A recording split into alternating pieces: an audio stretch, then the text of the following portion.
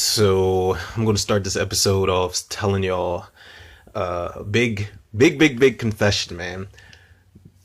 The other day, I did commentary for Halloween 2, the 1981 Halloween 2, the original one. And I was so excited about uploading it and getting this commentary out to y'all. I was way more than halfway done, but my DVD started skipping. Literally started skipping. So what I did was I paused the audio and tried to sync it up. Like when I pressed unpause, basically, when I tried to sync it up, I went to a YouTube folder and found Halloween 2. So I'm like, okay, I was just at the part where Michael had just killed the marshal and he was chasing Loomis and Laurie into the minor surgery room. You know, this is literally at the end of the movie. You know, the diehard Halloween fans know exactly what part I'm talking about. It's literally the end of the movie, the last few moments of the film. So when I synced it up on YouTube, there was a line from Nancy Stevens and it was edited. And that just completely pissed me off because I'm like, here I was more than halfway through an entire commentary. And when I decided to, you know, try to pull off a little magic trick, pull a rabbit out the hat for y'all so I can get this content out for y'all, you know, I completely fucked up by not realizing that it was an edited, you know, made for TV version that I was ending the movie off with. So I just deleted the entire audio, and I don't think I recorded for the entire day, man, because I was pissed off. Anytime I get that far into a commentary and something happens, or, you know, something happens with the audio, or whether it be like just noise outside or whatever the case may be, it throws my whole entire mood off, man. And I just will not end up doing any content for the rest of the day. So I'm not taking any more chances with that damn DVD that skipped and betrayed me of Halloween 2. Halloween 3 I actually don't own, and I can't find it anywhere online, or at least not on YouTube or anywhere where I can get the commentary out to y'all. Halloween 4 and 5 I do own the double feature of that, but 4 skips also. Somewhere in the, you know, first like 30 minutes of the movie or so, I'm not taking that chance. It's on YouTube, but you know, the ads and shit pop up. Skip 5, so I'm like, you know what, I'll do commentary for Halloween 6, the theatrical cut anyway. That is the cut I own, and there's like 4 other movies on this DVD, but Halloween 6 just so happens to be on there, and it's probably the best movie on this entire DVD with all of these features on it. Now, I'm about to jump right into this commentary, people, but let me just say this about Halloween 6. This movie gets a lot of shit, man, and I feel like it doesn't get the credit it deserves. Is the script all over the place? Is the writing all over the place? Yes. But big shout out to Daniel Ferrens, who wrote the script, who was probably the only person in the series up until Danny McBride jumped on board for Halloween 2018, who was an actual diehard fan of the series, who delivered so much fan service for, you know, for the buffs, the Halloween buffs like us, man. And I feel like his script, the ideas, if you listen to his commentary that he does with Alan Howarth for Halloween 6, I think it's the producer's cut, he says, man, how they fucked him over. And he basically said it was too many cooks in the kitchen for both the writer and director, Joe Chappelle. So this movie, man, I'm not gonna say it has two different tones to it, but they did have to do a lot of reshoots. They had to cut a lot of shit out. There's like, you know, the producer's cut is a completely different movie almost, man. But I do respect what they brought to this film, man. And this is the last movie Donald Pleasance was in. So it is for me the last movie that has that type of special magic or integrity that the Halloween series has always had.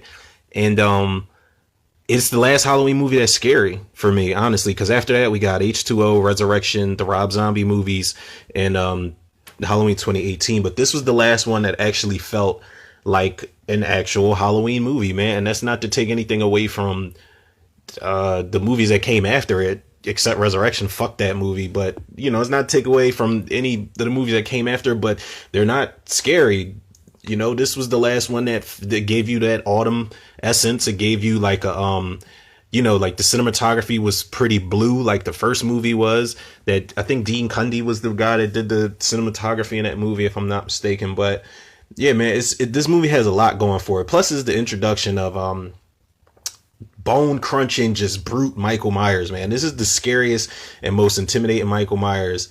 Intimidation wise, this is the best one up until Tyler Mane stepped into the frame.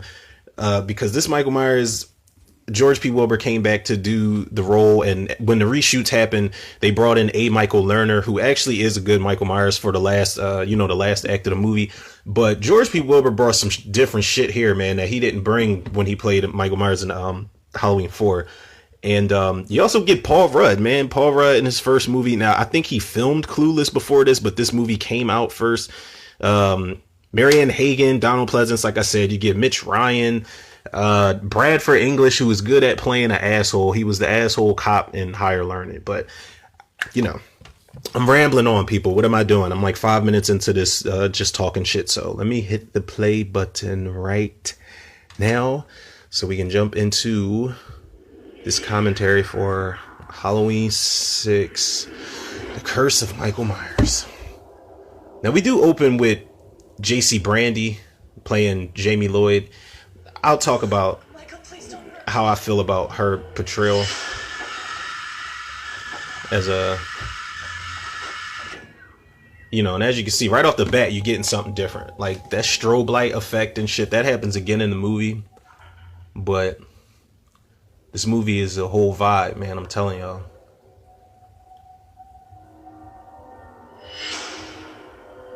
Not to mention, it was the first movie, it was the first Halloween movie for Dimension Films. And I was thinking this yesterday, that Dimension Films, when they get a hold of your property, they're going to pump this shit up a couple notches. They're going to add those growl-like, scream-like sound effects, those jump scare sound effects. They did it with this, they did it with Hellraiser 3, they did it with Children of the Corn 2. Like, if Dimension Films, this was prior to the Harvey Weinstein shit. We're not even going to talk about that, but when Dimension Films got a hold of your property back in the 90s, it was party time. Shit was going to get dark.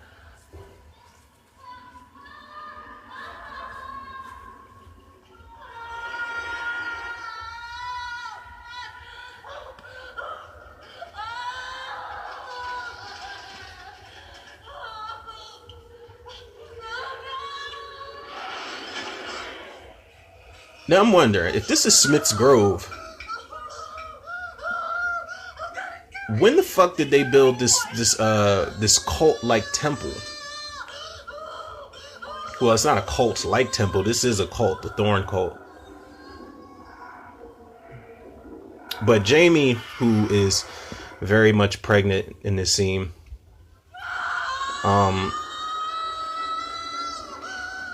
actually, never mind. She just pushed the baby out, so she's not pregnant anymore.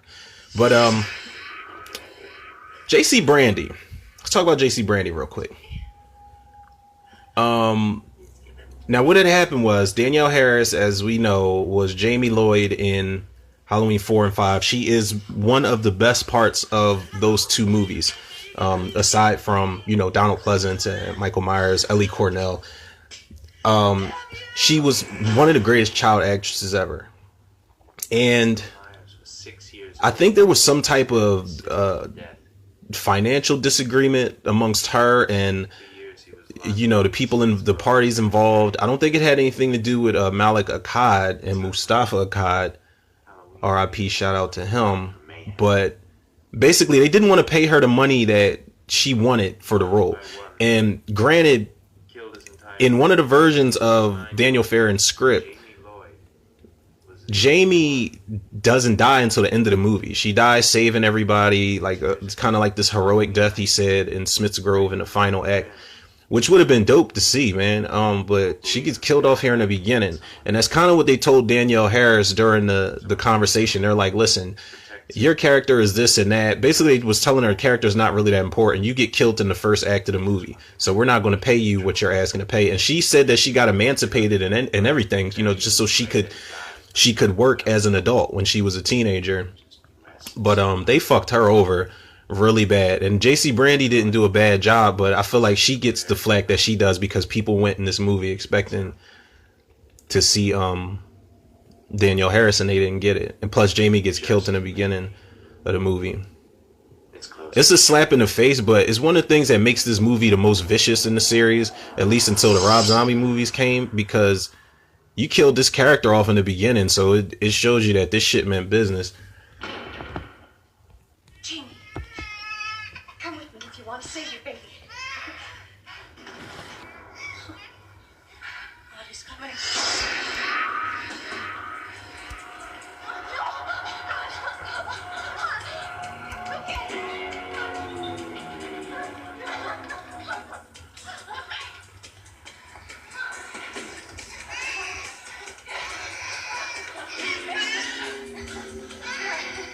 That way.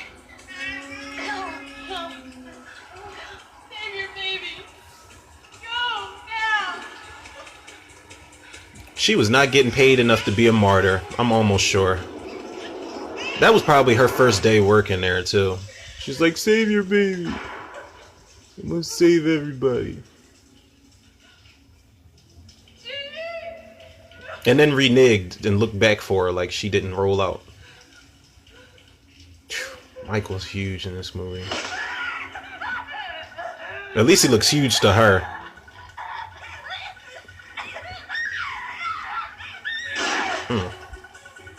Fuck. We get this rock and roll guitar riff type of score in this movie. Shout out Alan Howarth, who came back to do the music. It's the last movie Alan Howarth came back, you know, to score in the Halloween series, if I'm not mistaken. There was a lot of things that this was the last movie for, man. That's why I don't really, I don't really pay attention to the hate that it gets. It's just a product of, too much studio involvement. And like they said, man, in their own commentary and interviews, too many cooks in the kitchen type of shit. They wouldn't let the writer do his fucking job and have his vision. They wouldn't let the director do his fucking job, have his vision, man. It's one of the reasons this is the most underrated sequel in the original series anyway. Oh. That always bothered me. When she fell like that with the baby in her hands, but the baby was unscathed, though.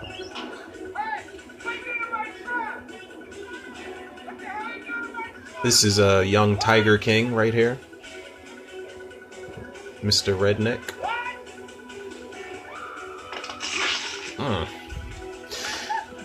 See, man, Michael is bone crunching vicious in this movie, man. He just, like, that guy's spine was sticking out of his neck.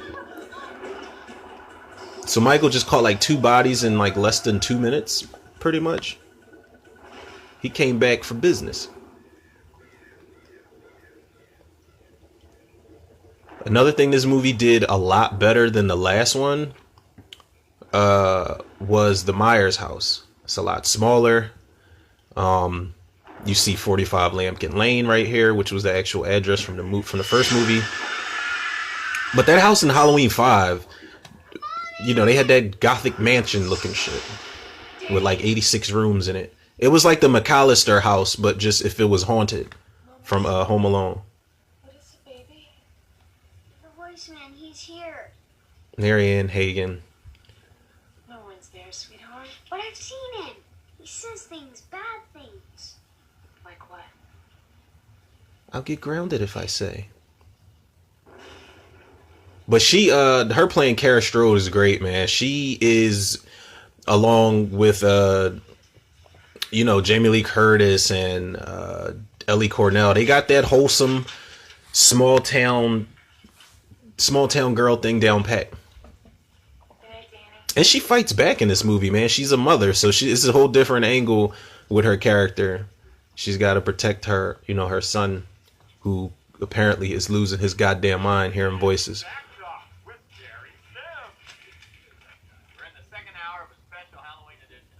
He's making Children of the Corn drawings and shit. I would be concerned. My daughter watches a lot of horror movies, but she doesn't draw like family members getting murdered and shit like that. This kid is... It's a strange kid.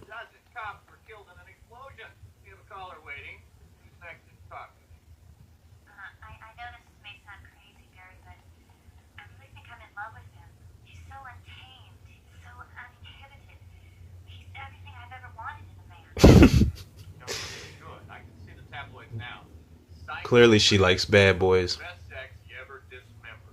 this the type of you want we fall for, lady? Any other serial studs on the list? Bundy, Manson. What about that Dahmer guy? I bet you could really cook with him. No, I just want Michael. I want to know what's behind that mask. That's some weird shit. Like, you just actively want to fuck a serial killer. Like, Michael was 6 when he's probably would murder her for the first time. He'd give her that supernatural thorn pipe. If she didn't get possessed, I'm pretty sure he'd murder her during. Was only 8 years old when I saw him. Paul Rudd. But I was one of the lucky ones.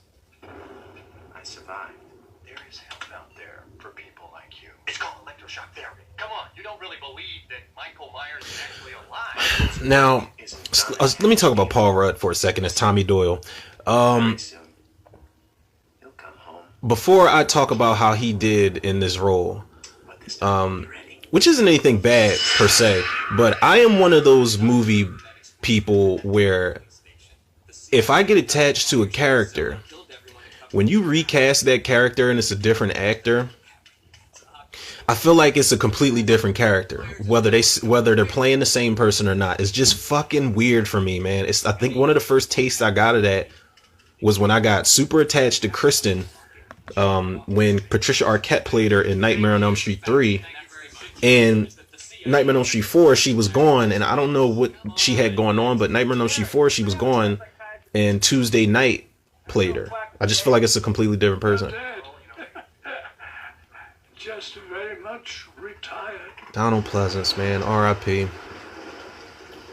But you know, it's happened before. It's happened in Nightmare on Elm Street. It's happened even in something like Mortal Kombat, which Mortal Kombat Annihilation, when Lyndon Ashby played Johnny Cage, and then in Mortal Kombat Annihilation, you got the short guy who was in the fucking next Karate Kid playing Johnny Cage. It's like, you're not fooling anybody. I see what you tried to do, because it looks like it could be Lyndon Ashby's son, but it's like, nah, this is a different person.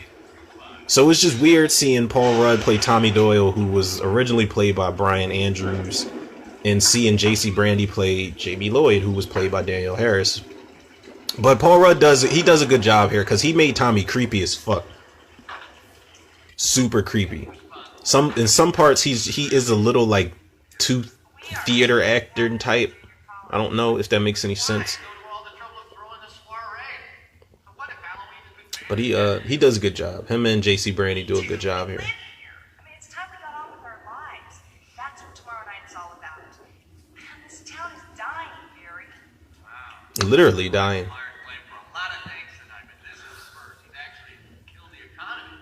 Look, tomorrow night is going to change all that, especially after you do your broadcast live on campus. You have reached Hatfield Emergency Services. Due to severe weather conditions, all circuits are momentarily busy. If this is not an emergency, Yeah, I will. I'll see you tomorrow night. It's Backyard.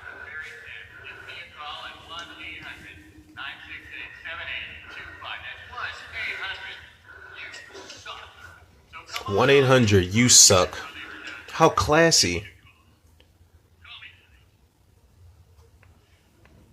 To old friends, Mitch Ryan. to retirement, to new beginnings. Old friends. Every time I see Mitch Ryan, I know he's in a shit ton of movies, but I always think of Liar Liar when he's in that room and he's like, I love a good roast. Come back to Smith Grove. You should know that it's not wise to play Halloween pranks on me. That's a great line. You're the one I've chosen, Sam. I want you to come back. Donald Pleasance, man, like I said, he passed away Manuscript. after filming this movie. I don't want to practice medicine anymore. So I think a lot of the reshoots that they did, he wasn't a part of, because he had already been gone. But it just makes me wonder, man. I'm not sure. Michael Myers. I love how Loomis' eyes light up when he hears Jamie. He knows that it's Jamie on the radio too. Hear me, Dr. Loomis, I need your Please, help. please, no, stop that. What the hell is going on? But I'm not sure how old Donald Pleasance was when he passed away in '95 when this movie came out, or when they made this movie. But he was still kicking, man, and he was really so dedicated to this character and to this series. It makes me wonder what a big fucking difference he would have made for H2O.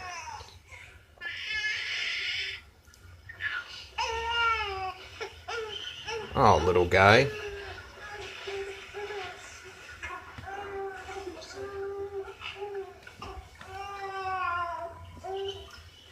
Now here's just a random fun fact in this Halloween 9 script that I started writing some years back. This baby Stephen Lloyd, Jamie's son, is actually in it, and he has like when he has nightmares, he has flashes of him as a baby being held by his mother, seeing Michael Myers' face. Like, it's kind of like Jamie having nightmares. I made it so that he sees this guy in a white mask, but he doesn't know why he's dreaming about this person constantly. I love that fucking shot of Michael Myers just walking down the steps. Dark lighting mixed with blue lighting. It's awesome.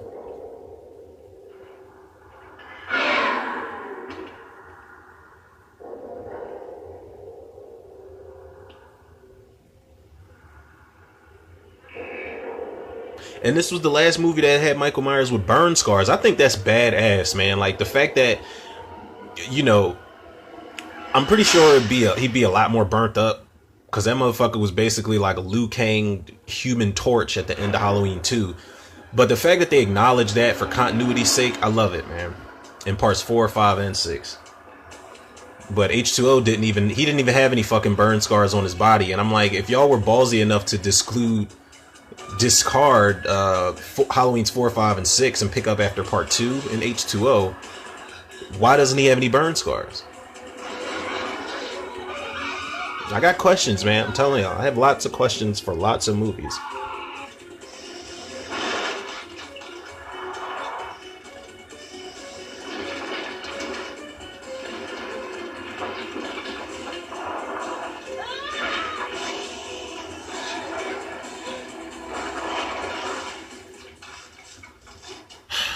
Why do women always panic when they're like, when something's happening in a movie and they're driving? Like, this just reminded me of when Barbara turns her head for a second in Night of the Living Dead and she crashes the car that was basically just in drive by itself. Like, Jamie, just remain calm. You should be used to this now. She's in her teens. She's been being chased by her uncle for a very long time. She shouldn't be cracking under pressure. She should be a little more seasoned at this being stalked shit. But whatever.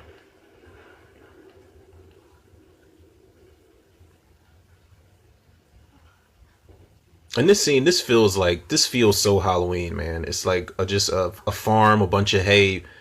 You know, she crashed into a pumpkin patch on a farm.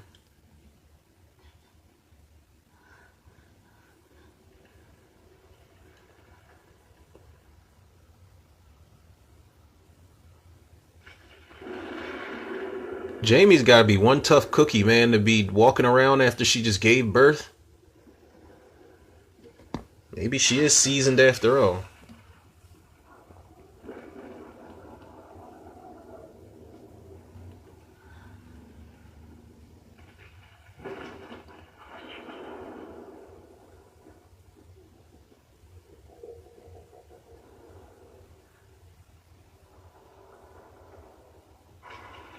And normally this is where she could just run, but I know she can't. But it's like, God damn it, she was right there about to get away. Right there.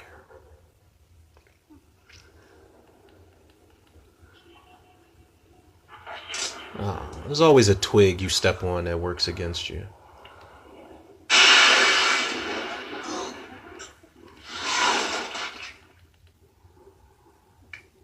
Yep, it happened.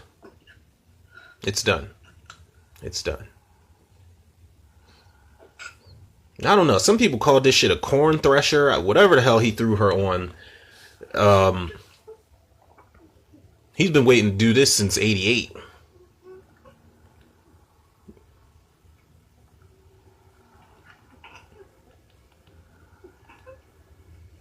Ugh. Michael, I'm telling y'all, man, Michael is vicious in this. This was like shocking, man. Regardless of how people felt about Danielle Harris not playing in this movie, which I wish she was, but like I said, J.C. Brandy did not do a bad job. But the fact that Michael just murdered Jamie Lloyd, our beloved Jamie Lloyd, and the way he went about doing it, and this is only the beginning of the movie. like, I'm gonna be real with y'all. I didn't know what to expect after this. And then there's a child involved. There's a little boy involved, but there's a baby, a newborn baby involved that Michael's after. The stakes were definitely raised in this shit. He's like, God damn it, I hate Bounty paper towels.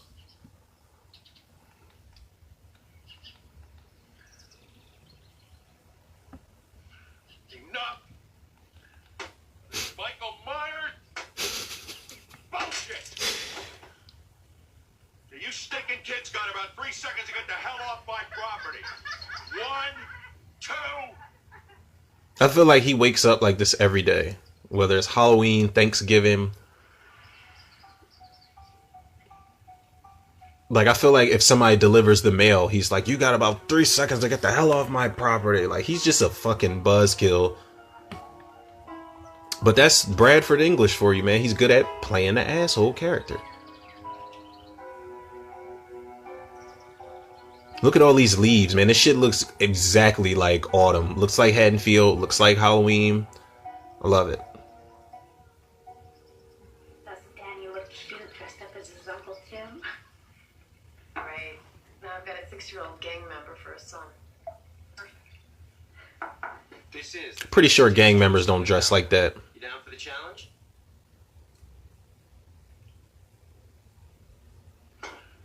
Good try. Ew, his face. I feel his pain, man, because in the producer's cut, we don't see it here, but in the producer's cut, there's a scene where he has Danny sitting on the kitchen counter, and they're actually making that stomach pounder drink. He's putting like pickles and shit in it. It's like all types of different shit in there. Ugh. I rest my case. Cara, you never passed that exam on an empty. Kim Darby, I think, is this actress's name that plays Deborah Strode, which was a nod to Deborah Hill. Rest in peace to her. And John Strode, who played by Bradford English, was a nod to John Carpenter.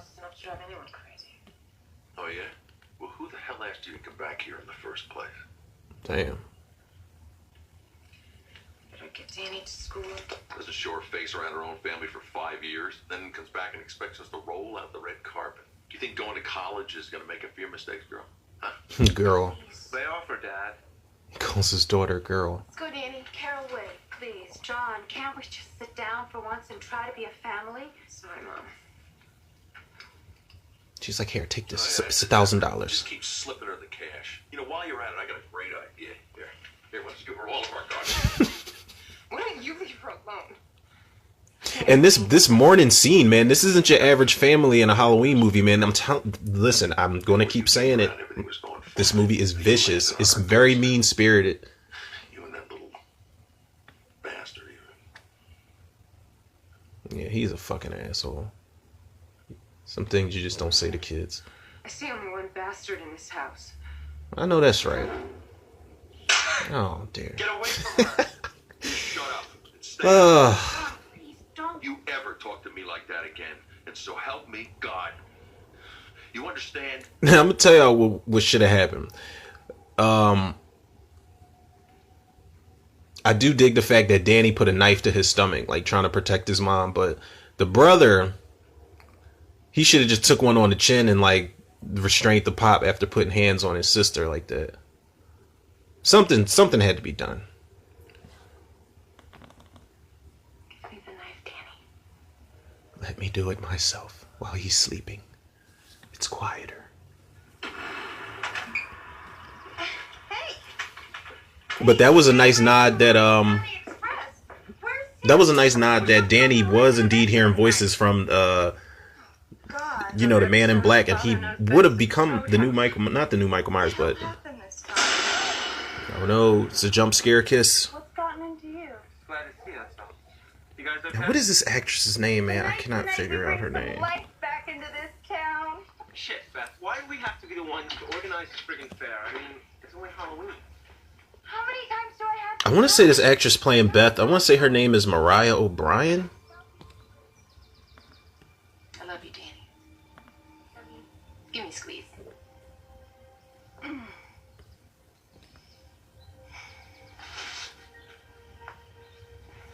Yep, Mariah O'Brien is her name. And Keith Bogart plays Tim Strode. Devin Gardner Dr. plays Wynn, Danny Strode. There's something you should know. Dawn, I'd like you to get Dr. Loomis anything he needs. Files, tests, records of every treatment we've ever administered to a former patient of ours, Michael Myers. Michael Myers? She like, bitch, are you I serious? just received the phone call. That girl, Jamie Lloyd, her body was found this morning near Haddonfield. Who's that guy who lives across the hall from you? I will say this, the one huge flaw they made. Now, this is not on behalf of Daniel Farrens or Joe Chappelle, but the studio, the editing, why the fuck would y'all take out so much Dr. Loomis stuff, man? Like, the producer's cut, there is so much more so many more Dr. Loomis scenes, so much more Dr. Loomis dialogue. You probably haven't felt in a while. You don't do that, man. And this is his last movie. And he's barely in it. In that boarding house, there's that crazy old lady wouldn't hear a truck drive through her living room. Please, look, you've got to listen to me. They're coming. They're coming. Yeah, so they're coming. They're coming. Don't tell me. Your name is Joan. Joan of Arc, and you're also hearing voices, right? Come on now, who's coming? It's Michael. Michael Myers. Does Tommy Doyle have incense lit? What is that? Incense? Or is that a joint? He's just high as shit in his room, just listening to news bulletins and shit. I never noticed that smoke in the background. Michael Myers. Look, someone, anyone, help me. Dr. Loomis, are you out there? Can you hear me, Dr. Loomis? I need your help. God, please, help. May I have your attention, please?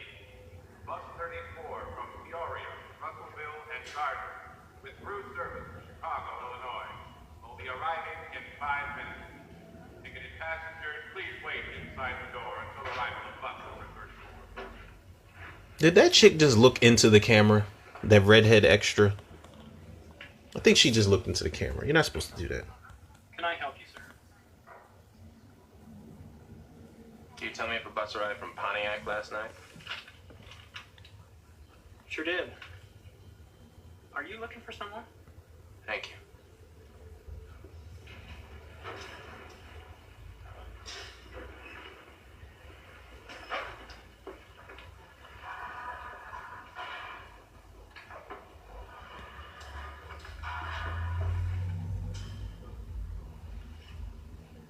I wonder if Tommy was black, would he have called the cops on him? Like, yeah, this guy just came in asking about bus schedules.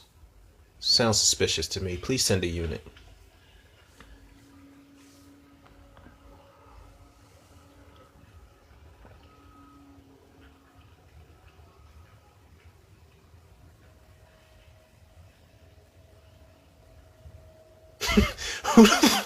Who the fuck wouldn't know there's blood in the sink? Now, I know there's a good variety of sinks at this bus station, in this bathroom, but there's just fucking blood in the sink.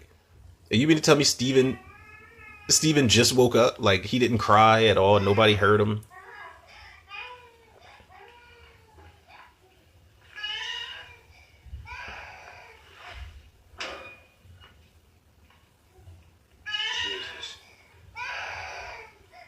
He's like, holy shit, Brenda had a baby, comes to life. Or Brenda's got a baby. What am I talking about?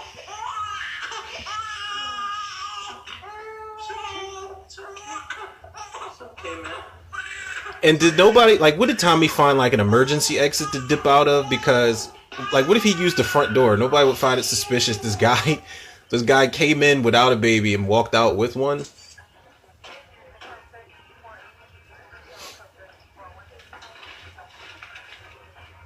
What's that? It's his mom. He's come home. I want to say that's a continuity error because it looked like Jamie Lloyd still had that knife in her stomach. And then the producer's cut, she doesn't die in that farm scene. Michael just stabs her in the stomach with a butcher knife and she falls on the ground.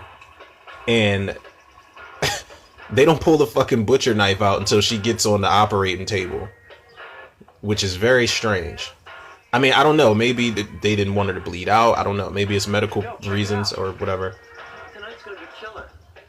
But in that scene, it looks like that knife was in her stomach. So it was kind of, you know, continuity, schmontinuity. Copy someone else's. I do it all the time. Works for me. Don't be mad. You let your shit fall out the bag like that. That was all you. Looks like your little boy's got himself quite an imagination. He's been having nightmares. I think it's cool. Must be some nightmares. We got work to do. It's time to get Danny some fucking therapy. Hey, are you gonna be okay? He didn't spare anybody in the family. That picture has everybody dead, even his mom. Imagine if they had a dog. Jesus. I need to see a doctor. What seems to be the problem? It's my baby. There's been an accident. What kind of accident? Get me a doctor now! 0 to 100. It's like there's been an accident. This actually isn't my baby. Dr. Loomis? Yeah. Dr. Loomis. Thank God you're here. I'm sorry. I don't know you, do I? Tommy Doyle. Laurie Strode. Jimmy's mother. I love Loomis's reaction when he realizes who Tommy is. Like his eyes light up, his jaw drops, and he like his fingers shaking while he puts it up, figuring out who Tommy is. I love that reaction. Home, hasn't he? She is the last of his bloodline. No, Dr. Loomis. She's not the last. Oh, God. There's a family, relatives of the people who adopted Laurie, Strodes. They're living in the Myers house. Dr. Loomis, about Michael. It's just a theory of mine. I don't know, man. This movie hits differently now because I'm a parent. A lot of movies do, but the fact that there's this newborn baby that's in jeopardy, whose life is in jeopardy, man, it hits a little different. The urgency's a little different.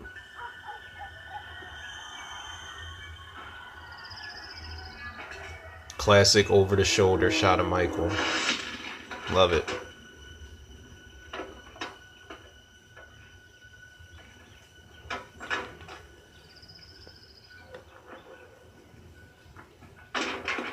It's just an axe, no big deal. It won't be used as a murder weapon later on in the film.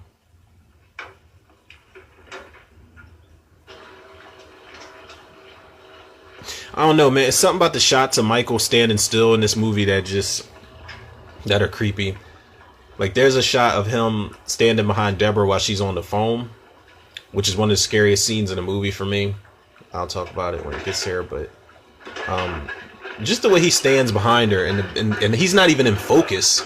She's in focus, but he's not even in focus in the camera angle.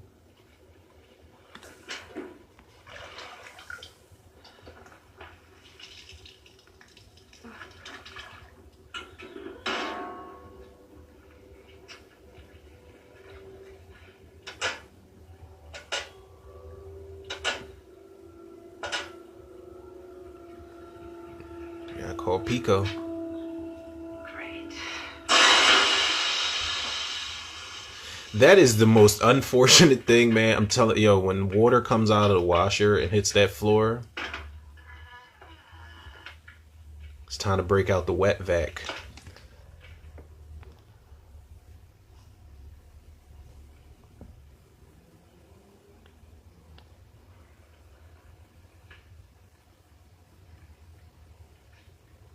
Now, the way she's kind of like just wandering around her house, like she doesn't know where she's at or she's nervous. Like, does that ever happen to anybody else?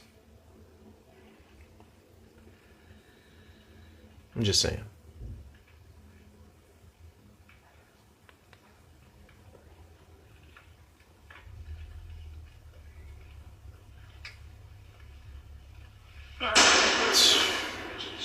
And Is everything all right? Who are you? I can't help you. I ain't gonna lie, man. Loomis is the man, but he got decked. I'd apologize and helped him up and got him some ice or something, but he got stretched. Run up on me like you John Gotti, baby.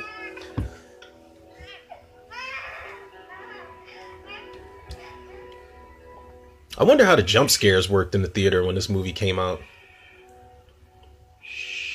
Because I know it wasn't well received at the box office. At least I don't think it was. Like that name? Which is probably why they went back to the drawing board and started from part 2 in H2O. But it's still a fucking Halloween movie that you see in a theater. I've never seen any Halloween movie in a theater, so I can only imagine how amazing the experience would be. Okay.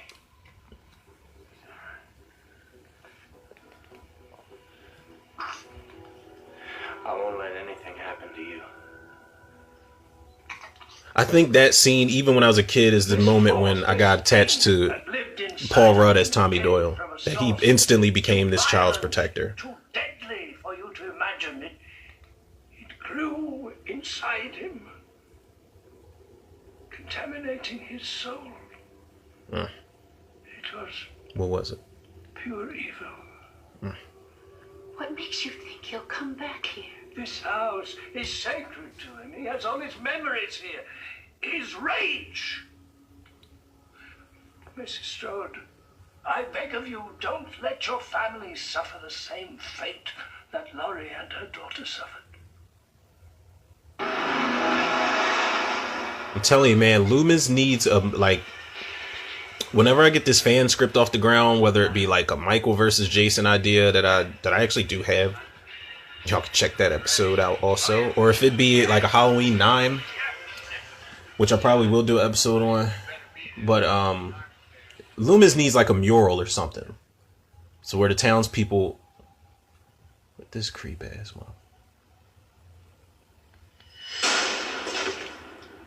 Oh. Loomis needs like a mural or something, like to the point where the town acknowledges him, because he's tried to save this town and the people in it how many times?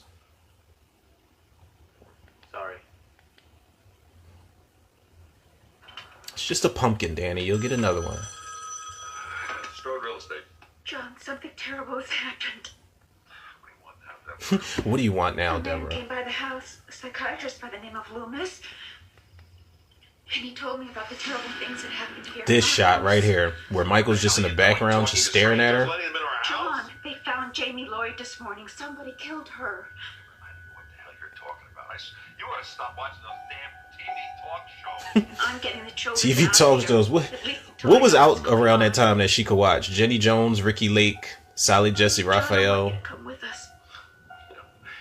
This was 95. I can't remember what the hell was on. That Deborah, you just lost it. I just know I was too young to be He watching moved that shit. into this house. She watching Phil Donahue, Montel He never Williams. sell it because of what happened here, could he?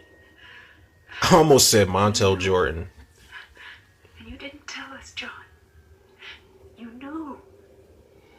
God damn it. Now that is crazy that he is brothers with Laurie Strode's dad. And she just said, you know, you moved us in this house because your brother could never sell it because of what happened here.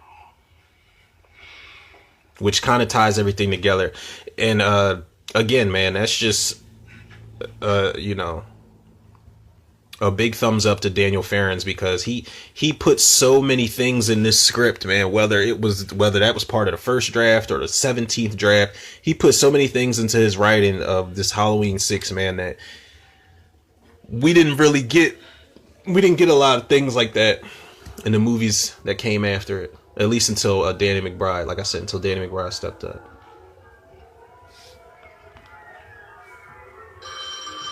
This is one of the scariest parts in this entire movie for me. Just this voice on the phone.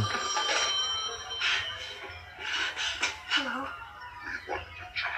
Nah, dog. Who is this? You hear that voice on the phone and Michael is standing right behind you. Nah. Mm-mm.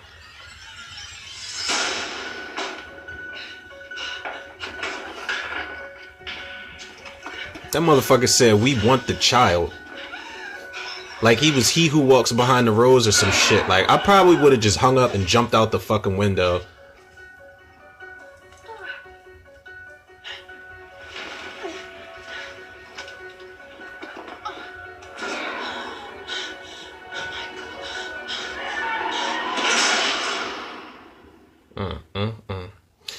So much for clean sheets on laundry day.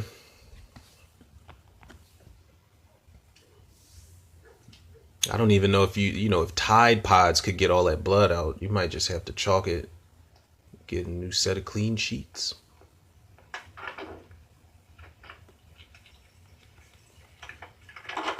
Now my window, this is like not related to the movie, but my window is like ajar right now. I'm home. It smells like somebody's outside grilling. Like, y'all having Easter barbecues right now? It just doesn't, I don't know. It's throwing me off. Only because I can smell it and I kind of want to just go up the street and just see what they're making. I'm nosy like that. I'm sorry.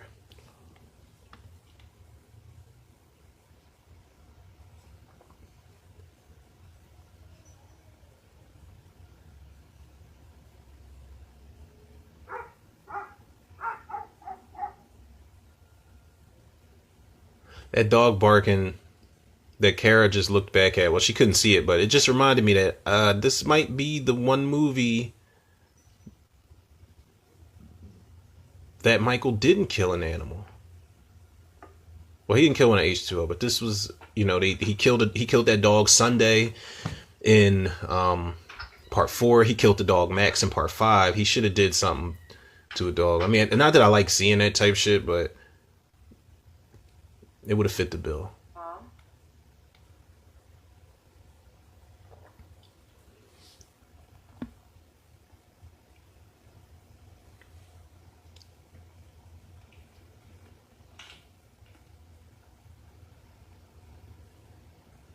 Why are all the knives facing upward? I just noticed that in the dish drainer. In their damn dish drainer, all the knives were facing upward, like to the point where you when you pick them up, you got to pick them up by the blade. Like, how safe is that? Clearly, they're related to Michael Myers. Whether it be, you know, the foster, adoptive relatives, doesn't matter. Y'all just as crazy as he is. Are you there? Oh, she went to go play bingo.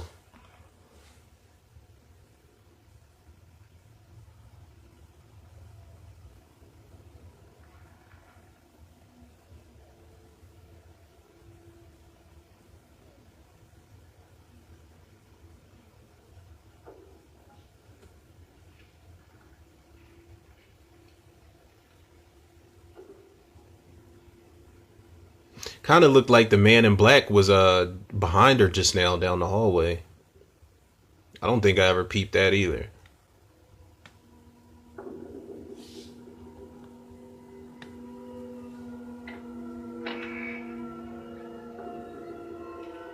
What's behind door number 1? It is Paul Rudd and 2 kids.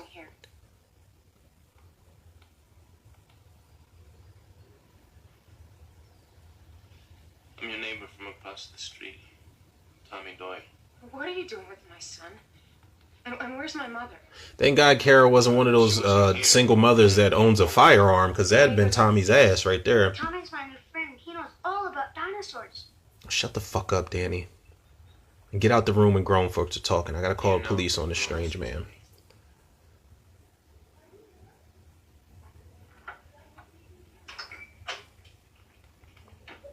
I think this is Mrs. Blankenship is watching Phantom of the Opera.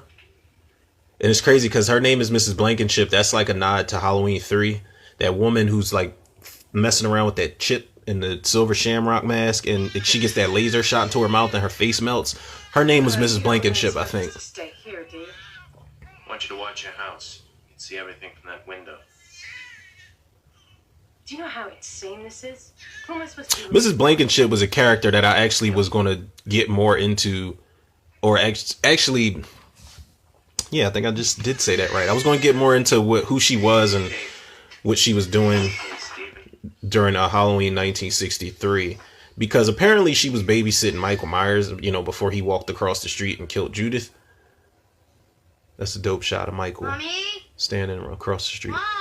But I was definitely going to get into her character, because I was going, you know, I got a bunch of treatments, people. I'm telling you, I got a lot of ideas. One of the ideas, I know a lot of the Halloween purists would hate this shit, but it was going to be actually a prequel to Halloween. Not focused on Michael Myers, but it was going to end basically with Michael Myers getting possessed and him walking across the street, and that was going to be the end of it. But it was going to follow Reverend Jackson Sayre and the damnation he was telling Dr. Loomis he was chasing for like almost 30 years. Here, let me try. But the thing is, Sayer wasn't going to know that whatever he was chasing had got passed to Michael Myers. So that's why when he saw Loomis in part 4, he said, you know, I've been hunting a bastard 30 years, give or take. All it takes is a mother's touch. Just a prequel to, you know, it was just a prequel idea to just add some lore to the evil, I guess. But, you know, like I said, the purists would hate that. Like, we don't need any more explanations. Used in pagan rituals to portend future events and invoke magic. Among the ancient druids, thorn represented a demon that spread sickness and brought death to hundreds of thousands of people. According to Celtic legend, one child from each tribe was chosen to be inflicted with the curse of thorn. Inflicted. Brought the blood sacrifices of its next of kin on the night of Samhain. Is that Windows 95 computer? The sacrifice of one family meant sparing the lives of an entire tribe. For years I've been convinced there must be some reason, some method behind Michael's madness. They basically turned Paul Rudd into like a cult version of Dr. Loomis. Astronomers, the thorn symbol is actually a constellation of stars that appears. I'm all for doing something different, but I didn't like the idea of pushing him, like the way that they edit it, they push him in the forefront with giving him a lot more scenes than Donald Pleasance. But whatever, man. This is what we got, and Whoever they are after Jamie's baby. this is definitely top 5 Halloween movies for me. Michael's final sacrifice.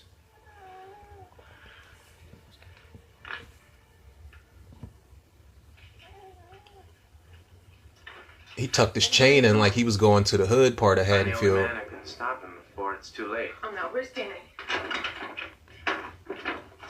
Danny? Danny! Blankenship. Have you seen?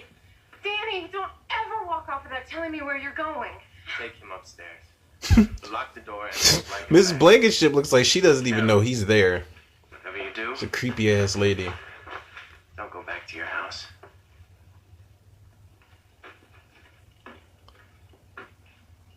During the autopsy, we found this. It's placental fluid. Wait a second. I estimate she gave birth no more than 24 hours ago. And the question is, where is the baby? I think I may already know. Loomis is on his A game. But see, it's just like a one and done. Like when they show him, it's a one and done type of scene. I do not like that. Again, I'm not saying this is any fault of Daniel Farrens or Joe Chappelle. Do you know why we celebrate Halloween? But it's like the way they edited Donald Pleasance's scene. Yes, but long time ago. When did Mrs. Blankenship learn how to talk? Isn't she supposed to be catatonic? When the days grew short. She's like one of those patients from The Exorcist 3, like Mrs. Clelia or something. To warm themselves by the fireside. All across the land, huge bonfires were lit.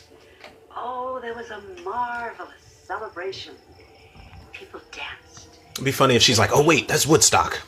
And they dressed up in costumes. Talk about something else. Hoping to ward off the evil spirits. Especially the boogeyman. What's the boogeyman? Come on, Danny. Say goodnight to Mrs. Blankenship. Good night, Mrs. Blankenship. Right. He You hears scaring the my voice child now, half to death before just bed. like the other boy that lived in that house. What are you talking about? I was babysitting with him that night. Little Mikey Myers that lived across the street. And that's when the voice came. The night he murdered his sister. Michael heard a voice? It told him to kill his family. And Michael's just outside the window chilling, listening to his own story. Now it's like, I know a lot of people think that explanation is bullshit. She was babysitting Michael Myers, but I can actually buy it, and it's one of the reasons why I can buy it, and one of the reasons why I wanted Mrs. Blankenship in my prequel idea was because where the fuck was Michael Myers coming from when he was crossing the street in that opening of Halloween?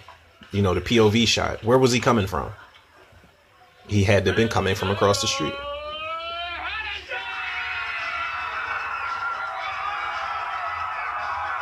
I hate this fucking guy. Not the actor himself, but just the character he plays. Just this trashy. They actually, I think they wanted Howard Stern to play this role of Barry Sims. I'm actually glad they didn't. Deborah! I'm home! Thanks for the dinner. You'd be lucky she didn't burn that crib down. Asshole. Come out! Come out! There we are. Now, everybody out there, would y'all rate him as like one of the biggest assholes in horror cinema? Like as far as the slasher movies go? Damn it. She actually left. Yep. It's time to go. When the lights go out, it's time to go. But yeah, I would definitely put him in like the top 10 or top 5. He's up there with Dr. Cruz from Friday the 13th Part 7. He's up there with Uncle Charles from Friday the 13th Part 8.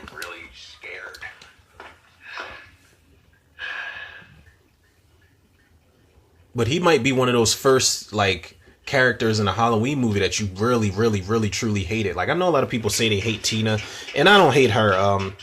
Played by Wendy Kaplan. I don't hate her at all. I kind of allowed myself to get caught up in that hype, but the more and more I watched Halloween 5, she gave her life for Jamie in Halloween 5, so I don't give a fuck about how people hate on her character. But John Strode might be the first character that we almost like rooted for to get killed in a Halloween movie, at least up until William Forsythe's character when he plays Ronnie in Rob Zombie's remake.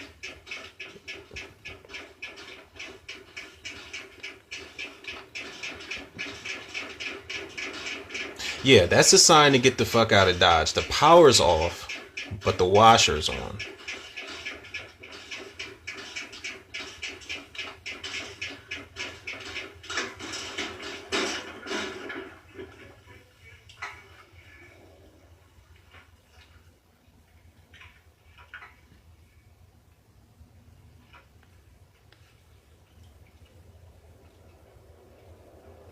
What Michael should have did is just chop Deborah's body parts up and put it in the washer.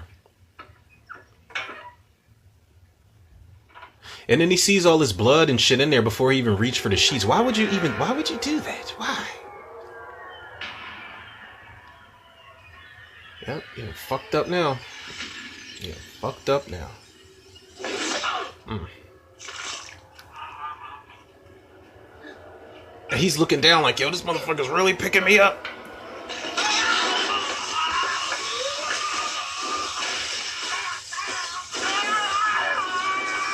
Let's not forget the fact that he is electrocuting this guy while he is impaled, but Michael is just not phased at all. He's just foaming out the mouth and shit. Oof.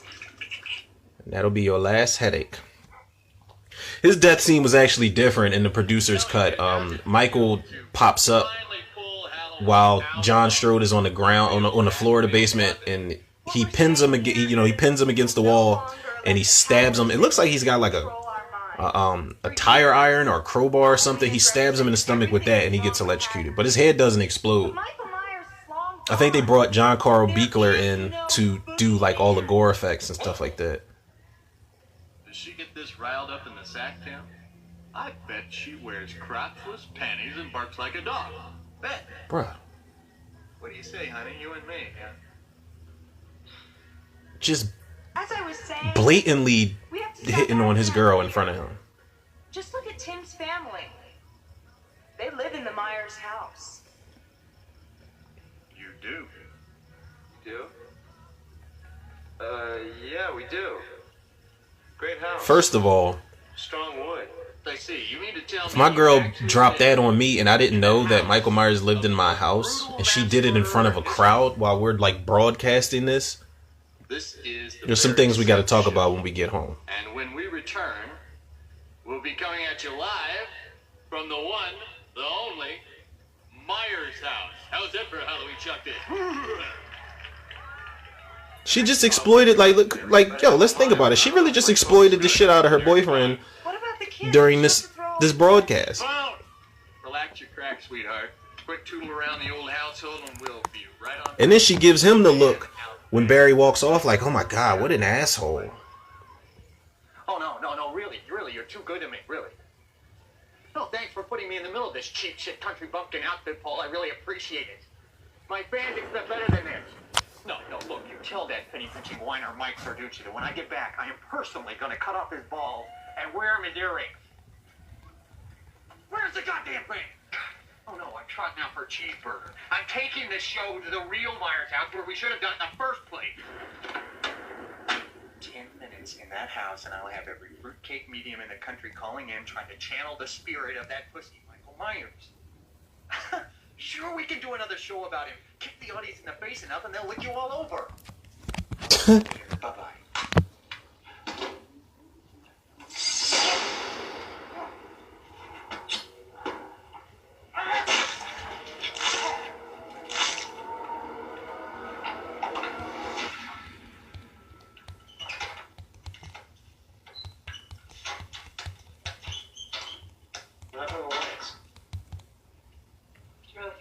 Gonna show up? Let's hope not. I'm sorry you turned out to be such an asshole. It's okay. Where is everyone? Mom? Kara? They're probably at the fair. Which is where we should be. Beth? What you said before about Michael Myers living in our house? Is that really true? Is that really true? It was a cold Halloween. Because if it is, like, He stood in the shadows, wow. watching through the windows. I'd have been pissed at my girl. Boyfriend made love. Then he crept inside, picked up a huge butcher knife. She turned around, and he stabbed her. Cut it out, Beth. She's really getting off on that. I really didn't know that Michael Myers lived in my house, okay? Freaks me out. I'm sorry. I was just fooling around. It's okay. No. She wouldn't have got off the hook that easily. I accept your apology, but Just a minute. we got to do some super nasty freaky deaky. Then we'll talk about it again. Mommy, it's raining. Oh dear. It's raining red. It's raining red. Mommy, it's raining red. Now I don't know if I just thought of this just now or if it was a meme, but it sounds like a children's book. Mommy, it's raining red.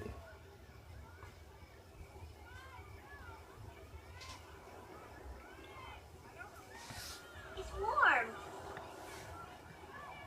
He's looking like, little girl, what the hell is wrong with you?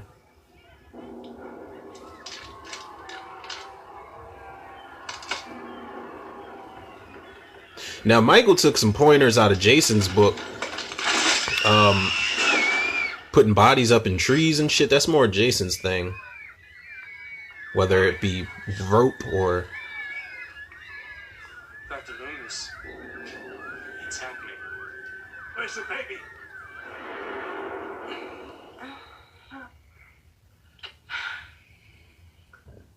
No power, but they got plenty of candles. It was your idea. I am that, aren't I? Only when you were crotchless panties bark like a dog. They seem like they could have been a couple in real life. I didn't mind them. We didn't get enough of Beth and Tim, but I didn't mind them together in the movie. You know, to stay fresh.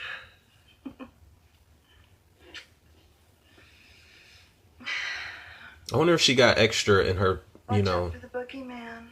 in her check for this movie for showing her tits. Or if she was just that much of a trooper.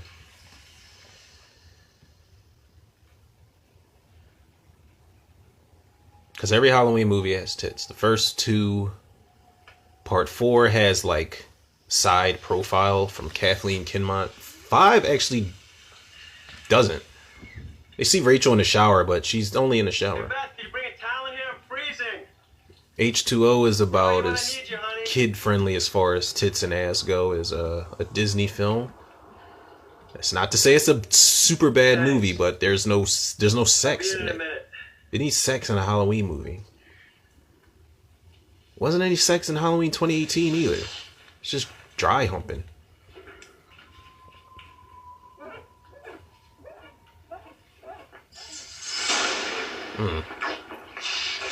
Oh no. I fucking hate that scene, y'all. Like, the sound that it makes when Michael slits Tim's throat, and the fact that he's like he can't even catch his breath. Like, he doesn't understand that he's bleeding out, dying in that moment. It's fucked up. Which seems like it was a nod to Halloween 1 when, you know, Annie was wiping the fog off of the, you know, condensation off the window. Y'all know what I'm talking about. This was a tense scene because Tim's dad, you know, Beth is on the phone like, hey, what's going on? Did you watch Real Housewives tonight or what? Listen to me. Get Tim and get out of that house right now. Carol, what the hell is going on? Scary scene right here. Someone in the room. He's right behind you. Fuck. Jesus.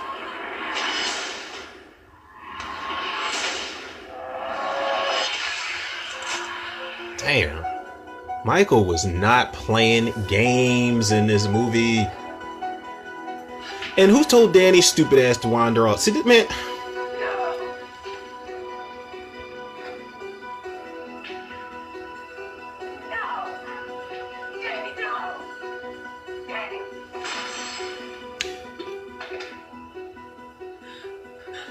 Now, unless Danny, you know, unless he's Kurt Wagner on some Nightcrawler teleportation shit, like, how did he get up them steps so fast?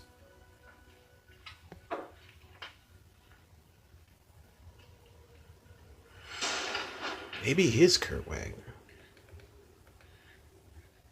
See, Kara's a G, man. Not she's going after her son for one. She knows that, you know, 1 or 2 people have been murdered across the street, but she picked up a fire poker. She's got a weapon. Kara fights back, man. She's an underrated final girl. People don't give her enough credit.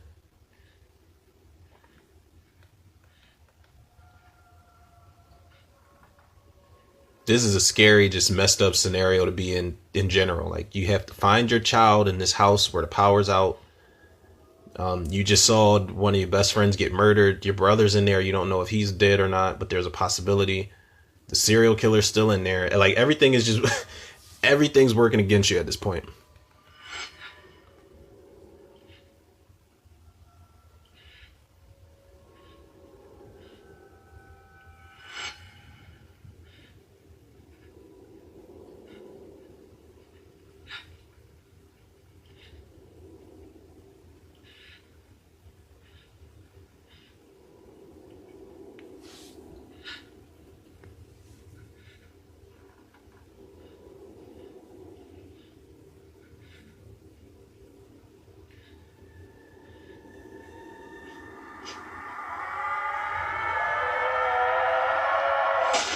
Oh.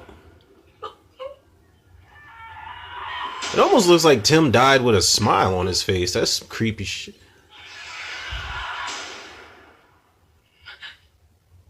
Michael's so childish. He gonna put them back in bed together when they dead together. It's a dick move, Mikey.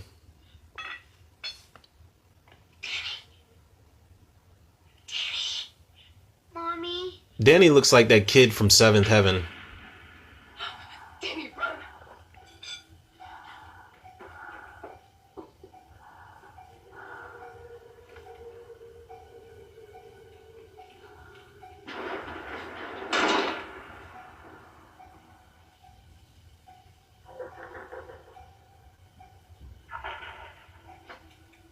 There goes those Dimension Films creepy sound effects again.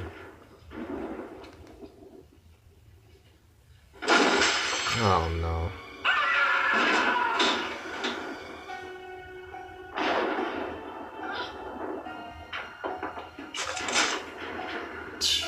That was vicious. There you go, girl. The way Michael fell down them steps. It's G'd up. Now, who told Tommy Doyle to have this Micro Machines ass Jeep? This is the same Jeep that looks like that Pamela Voorhees was driving in the first Friday the 13th.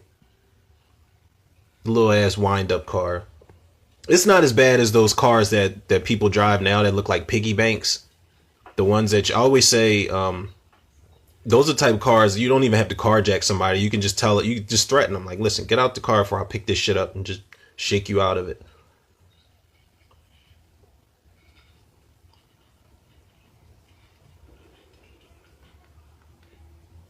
Got another tense scenario here. Michael just stretched out. She don't know if he's dead or not. Danny's just on the other side of him, staring at him. She's got to get her son.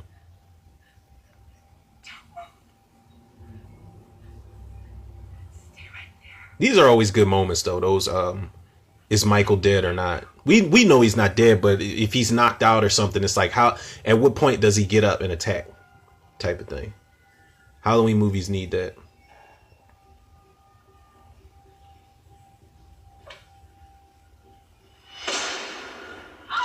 Ooh.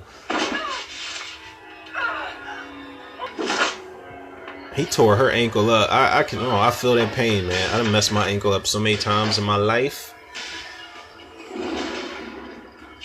Now this Shape Stalks theme, like the rock and roll version of it, it's not bad. It's pretty intense. But for that musical score in general, I would or in particular, I would rather have the piano notes.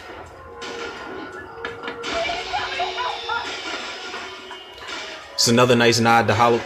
I love that shot of Michael Myers when the thunder or when the lightning's flashing and he's walking across the street. But this is another nod to Halloween 1. You know, the chase scene from one house to the back to the house across the street, pounding on the door, yelling for Tommy to open the door. It's good stuff. There had to be someone else. Who knew? Nobody knew it except me and Benny. Come to me. Optimus Prime?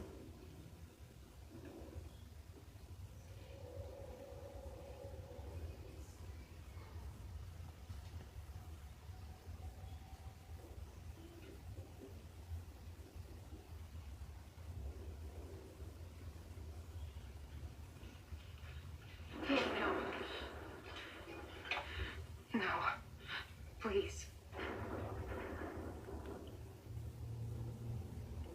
Careful with the girl. Win. Loomis had to finish that line.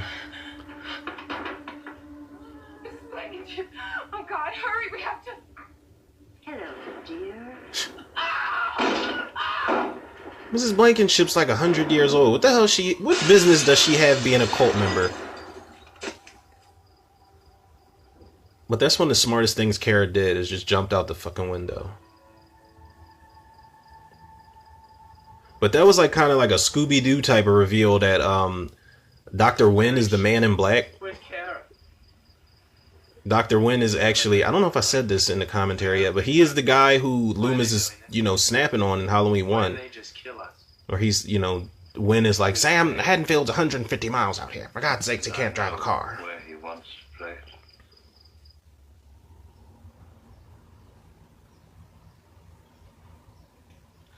Dr. Wynn, the man in black, that's a character I actually was going to throw in my Halloween 8 idea. Because there's an episode I'm going to do eventually where I'm going to talk about my idea for what I would do after H2O, like on some fuck Halloween Resurrection type stuff. But Dr. Wynn is a character I would definitely want to come back, because I was going to take Halloween in a supernatural type of direction. Because that's really what they had the ball was in their court to put the emphasis on Michael being supernatural after H2O. Sew his head back on and just turn it up a couple notches. Keep it grounded as a Halloween movie, but make it so that Michael is definitely not human at this point. Which he really has never been, man. Like, they've always played around with the idea that, he's not supernatural, but then it's like Dr. Loomis has lines in the movie where it's like he's not a man. This isn't a man. They've always went back and forth with that idea, but I always looked at it like Michael Myers is not human. He is very much supernatural to me personally.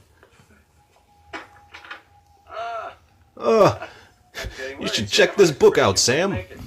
Kama Sutra. It's good stuff. Loomis walked up on him with the burner drawn, and Wynn is just in there reading a book. Why? No, because you were the first one to see it, and you recognized its power.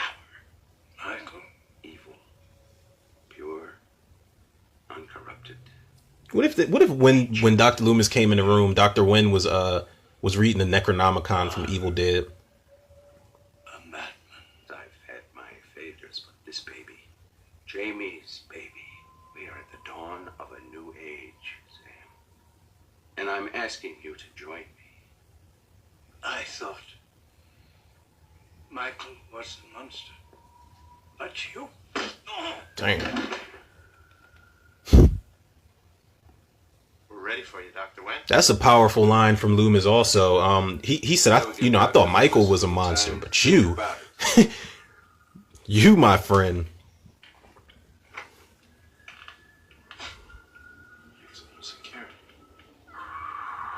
Now these are this third act, these scenes are parts of the reshoots. And I'm kind of torn, man, because I like this ending. I like this ending better than the cult shit where Kara's tied down and Michael's in the room and he's just standing there. It's like they have more control over him than they ever should have revealed. And Dr. Wynn is in there. Tommy dresses up like one of the cult members to save Kara. And, you have the runes and how he stops Michael and Loomis. The entire third act of the producer's cut is different from this. But it has a better score. There's a little bit more Loomis. It's like I go back and forth. But this, for the most part, is the better third act for me. Plus, you get one of the best scenes in the whole series. Two of them, actually. He walks amongst us, brother. He's come back. And she's scary as hell. He's very angry. And they never explained who this creepy ass lady was. Was she like Michael's biggest fan when he was locked up in Smith's Grove? Did she used to like give him, snack cakes? Oh, shit. Tommy? Yes. Tommy, is that you? Kara! Tommy? Kara! I'm in here! I'm in here! This, people, is one of the best scenes in the entire franchise. Another one of those is coming up, but this shit here, when Michael sees Tommy for the first time, shit makes my anxiety kick in.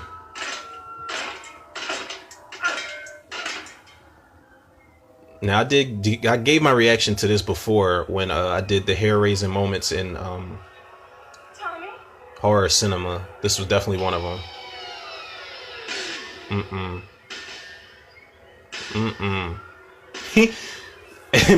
and Tommy's facial expressions, man, it's like, yo, this isn't happening, is it?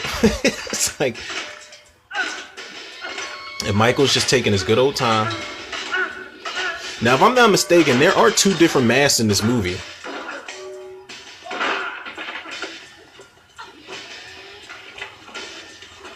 I give it a pass though, because they're both great. If that is true, if there was two different masks in this movie. Now, what kind of gun is that Tommy just gave Michael a shoulder wound with? I wonder what kind of gun that was, because it looks like a fucking bazooka when he takes it off the wall.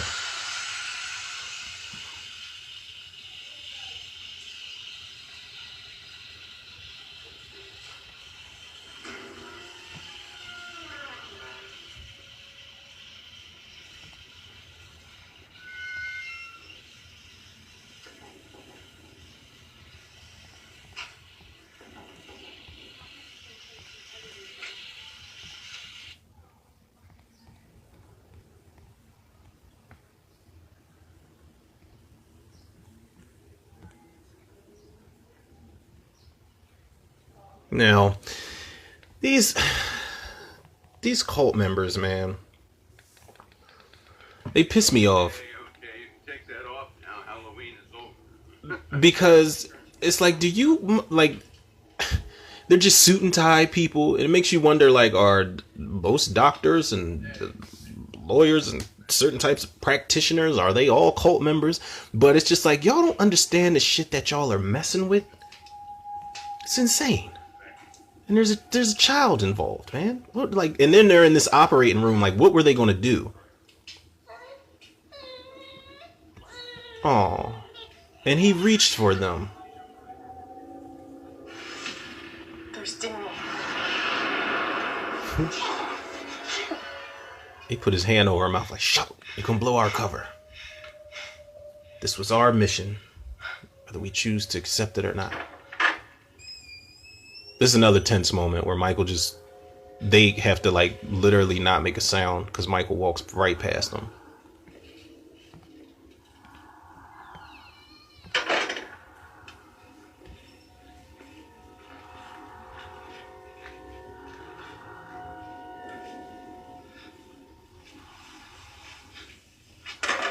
Oh, God.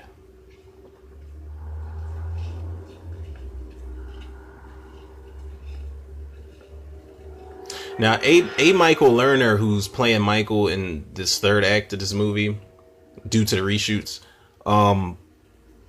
he is a little bit smaller than George Wilbur, but he does just as good a job, and he walks a lot faster. Like during the hallway chase scene with all the red lights, when he's going after that doctor,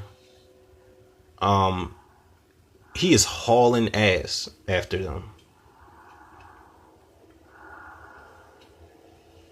Michael's like, wait, last time I was in a hospital, I had a little ass scalpel. This is a little bit bigger. That's what he should have been killing people with in Halloween 2 instead of that little ass scalpel. People, we are about to witness Berserker Michael Myers here. This is one of the greatest scenes.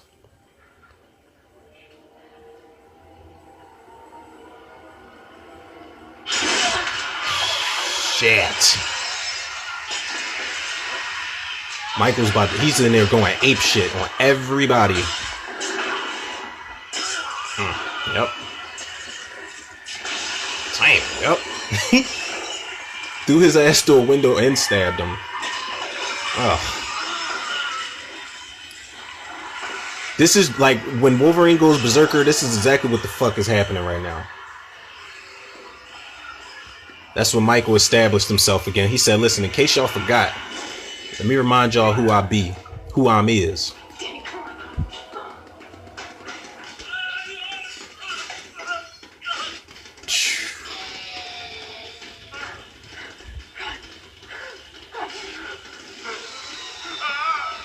He is hauling ass, man. Like, he's power walking behind this dude right now. You'd never have seen Michael Myers move this fast before.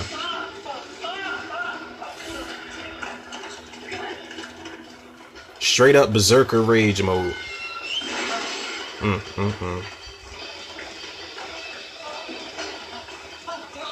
Nope, it's over. It's over for you, buddy. Yep.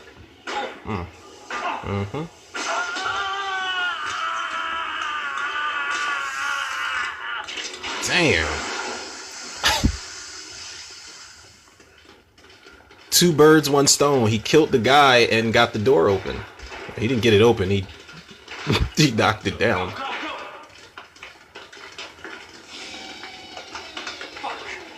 And this is the first time I think we may have seen Michael's overalls covered in blood.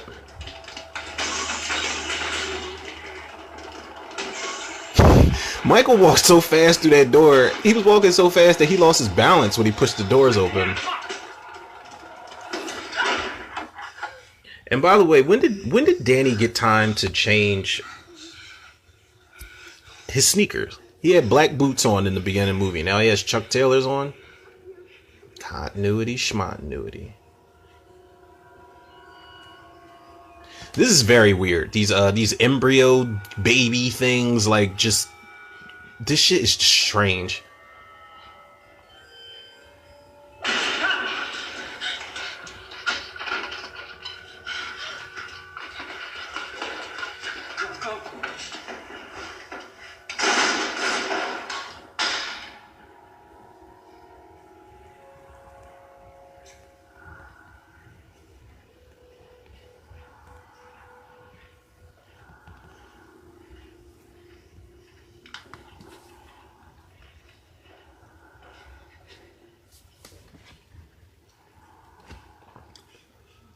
More cat and mouse shit, which is good. Plus, Kara's got this huge lead pipe paws that she's about to go to town with. That's why I say Kara doesn't get enough credit as a final girl. You've won. And we get that head tilt. Michael's like, "Wait, I what?" He's like, "So you mean to tell me?" I love how the closer Tommy moves towards Michael, he balls his fists up.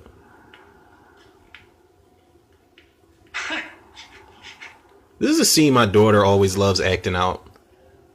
She always likes me to be Michael Myers and her to be either Tommy or Kara, because she's always acting like she's handing me a child, and then she'll like beat the shit out of me with like one of her brooms or something. Ugh. Now, was that like poison or something, or was it like to keep him sedated? Because that was like a 12-pack of syringes he pumped into him. I love how Michael shakes his head. He's like, "Damn, there's some primo shit here, boy. What proof is that?"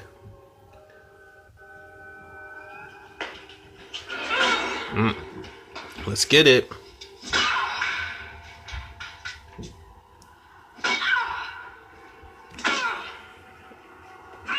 And Michael's just eating them Jones. Let's go, Kara. I mean, yeah. I mean, it was short-lived, but she definitely gave it her all. And I think the only reason she got the best of Michael in that moment was because he was just a little high. He had to sober up.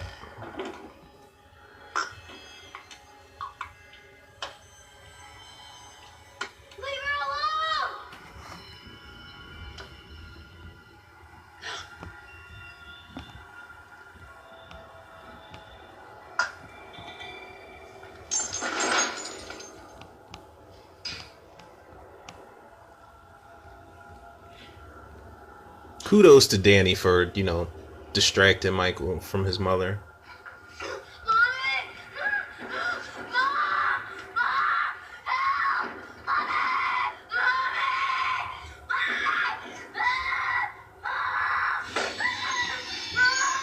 He just keeps pumping Michael full of this green shit.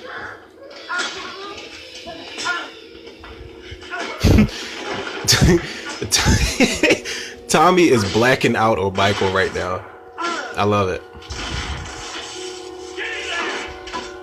It makes me think, man, it's off-putting the fact that they recasted Tommy Doyle, but this kind of compensates for everything at this point.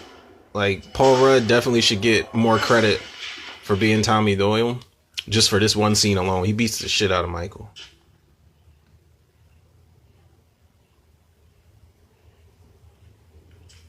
Tommy was going to leave, but he's like, nah, he's still breathing. Now, I always wonder, those flashes they showed, what was that green stuff coming out of Michael's mask?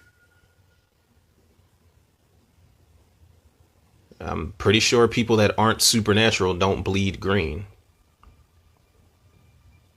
Come with us. No, I have a... I think I said that right just now. Y'all get what I'm trying to say, man. People that are human don't bleed green. So that would mean Michael Myers is not human, but indeed supernatural. Y'all get what I'm saying, man. Don't make my head explode.